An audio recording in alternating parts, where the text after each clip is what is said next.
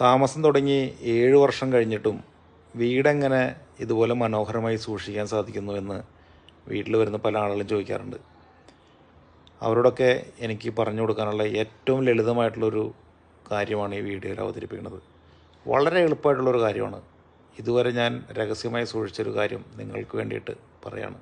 തഞ്ചത്തില് താളത്തില് കാനൂത്തിന് പാടുന്നൊരു ഓളത്തില് കൂട്ടാകിട്ടാടാനാളുണ്ടോ ഓളിഞ്ഞോ നിന്നൊരു വ്യത്യാസവുമില്ലെന്നത് ഇനിയുള്ളൊരു കാലത്ത് കാണാലോ ബാക്കിയുള്ളത്.